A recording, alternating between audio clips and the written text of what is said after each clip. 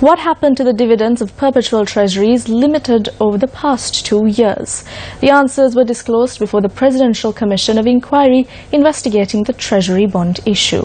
Zulfiq Farzan reports on Bondgate.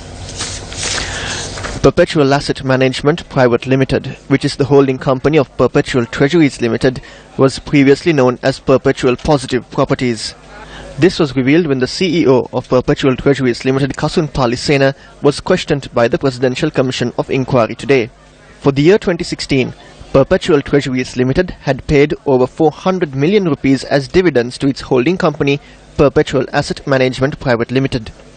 During this period, Perpetual Treasuries Ltd had invested in government securities and purchased quoted shares of the National Development Bank worth 1.1 billion rupees.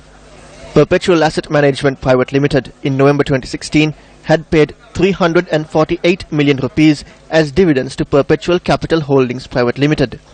It was revealed yesterday that Perpetual Capital Holdings Private Limited is owned by Perpetual Capital Private Limited.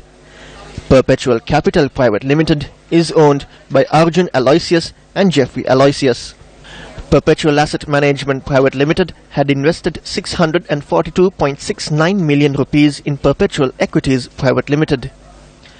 Perpetual Equities Private Limited had invested in the shares of National Development Bank, Central Finance PLC and Lanka Ashok Leyland PLC. Kasun Palisena revealed that Perpetual Equities Private Limited only trades in equities and is a player in the stock market, while another entity known as Perpetual Fund Management is non-operational. The total value of the National Development Bank shares purchased by the Perpetual Group is almost 2 billion rupees. The Chief Executive Officer of Perpetual Treasuries Ltd, Kasun Palisena, was once again questioned on the telephone conversation recording system installed at Perpetual Treasuries Ltd. Now, during the line of questioning, Kasun Palisena said that the system that was installed was customized to a certain point. However, he was not sure about that, and he said that the person in charge of IT at Perpetual Treasuries would know better on this system that was installed at PTL. The Commission thereafter instructed Kasun Palisena to submit an affidavit of his understanding of this system, annexed with an affidavit of the person in charge of IT at Perpetual Treasuries Ltd. In the meantime, the Aegis Department made a request that all details of the product that was installed at Perpetual Treasuries Ltd be handed over to them. And this morning, according to sources at the Commission, we got to know that representatives from Metropolitan who supplied this phone system to PTL were at the Commission premises for a briefing. In the process of the examination of Kasun Palisena's evidence, PTL had submitted to the Commission 240,000 audio recording clips, a series of box files and documents, while several more are yet to be given.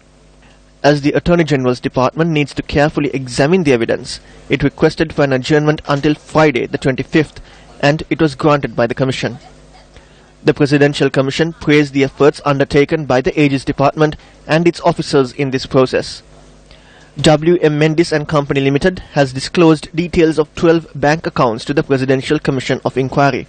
Highlighting to the Council for Bn NDB Company Limited that balance sheets must include notes and income as well as expenses, the Commission requested him to produce all these details within this week.